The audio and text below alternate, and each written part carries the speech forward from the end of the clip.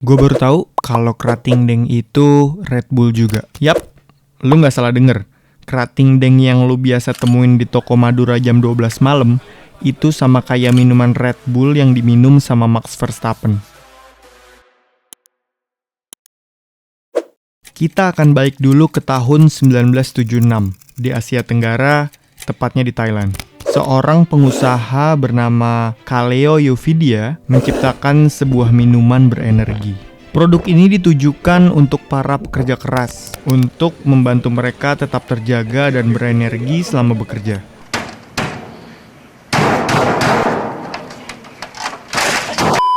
Popularitas kerating deng melesat cepat. Efektivitas minuman berenergi ini sangat tinggi, membuat konsumennya tetap melek. Semua berkat dua hal penting dari perusahaan. Pertama, pengalaman Yovidia yang pernah bekerja di bidang farmasi.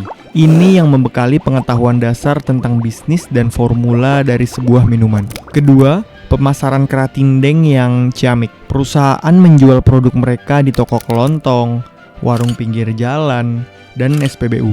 Yang mana lokasi-lokasi ini sangat mudah diakses oleh target pasar mereka. Popularitas dan reputasinya yang sangat bagus membuka segmen pasar lain di Thailand, yaitu pelajar, atlet, dan turis. Distribusi dan pemasaran pun ikut berubah demi memastikan ketersediaan produk di seluruh negeri Thailand. Sekitar 6 tahun setelah kerating deng meluncur, terjadi pertemuan yang mengubah segalanya. Dietrich Mateschitz, seorang pengusaha Austria, sedang melakukan perjalanan bisnis ke Thailand. Beberapa kisah menceritakan kalau Mateschitz mengalami jet lag. Lalu dia beli apa? Ya bener, kerating deng. Seketika efeknya terasa dan jet lag Mateschitz pun menghilang. Melihat potensi besar dari kerating deng, Mateschitz mengajak Yovidia untuk ekspansi produk ke seluruh dunia. Hasilnya, pada tahun 1984, Mateschitz dan Yovidia mendirikan Red Bull GmbH di Austria. Red Bull gives you wings. Itu adalah slogan ikonik mereka. Perusahaan privat tersebut dibagi menjadi 51% untuk keluarga Yovidia dan 49% untuk Mateschitz. Fokus dibagi menjadi dua. Yovidia berfokus pada pengembangan produk minuman, sedangkan Mateschitz berfokus pada marketing dan branding.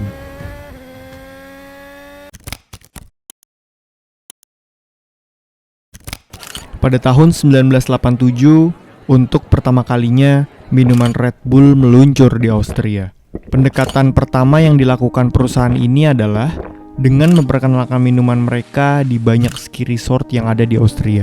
Hal ini dilakukan untuk mengaitkan Red Bull dengan aktivitas ekstrim.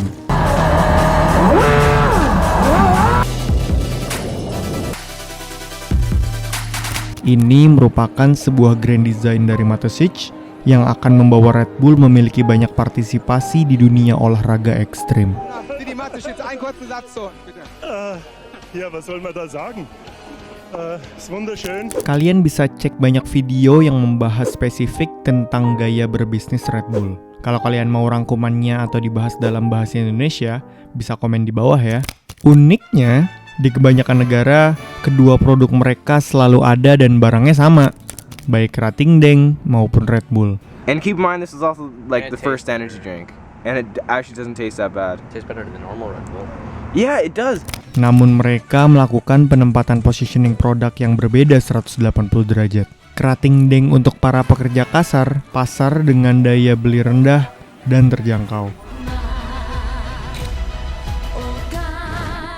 Sedangkan Red Bull dibuat dengan posisi lebih premium, bergengsi, dan terkesan mahal.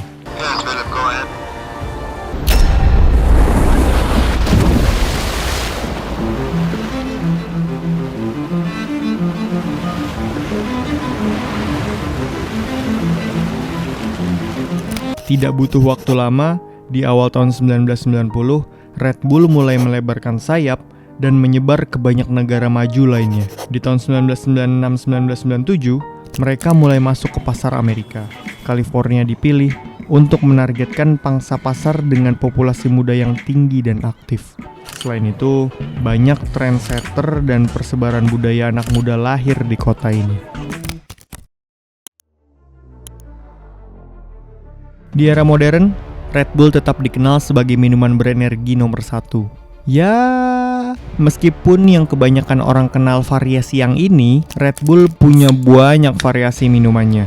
Selain itu, Red Bull adalah mesin media dan branding berkualitas tinggi.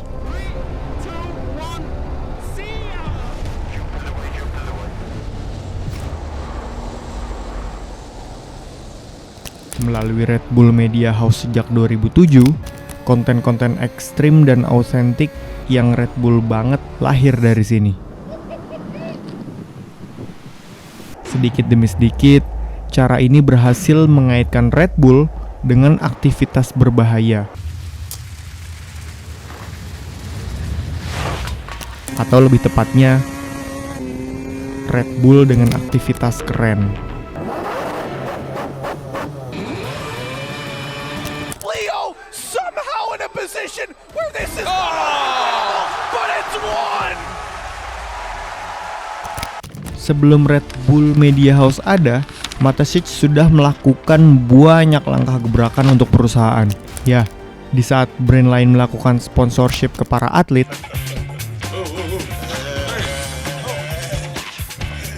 Red Bull membuat atau membeli tim olahraga.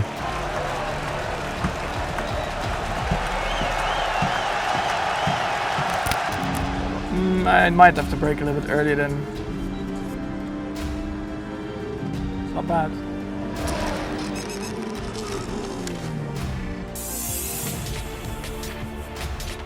Beberapa contohnya adalah FC Red Bull Salzburg di tahun 2005, New York Red Bulls di tahun 2006, Red Bull KTM Factory Racing di tahun 2003, dan puncaknya tentu Red Bull Racing F1 Team di tahun 2005. Ini menjadi seperti lingkaran yang tidak akan pernah habis, karena media ada asumsi bahwa dengan minum Red Bull, kita bisa melakukan hal-hal ekstrim.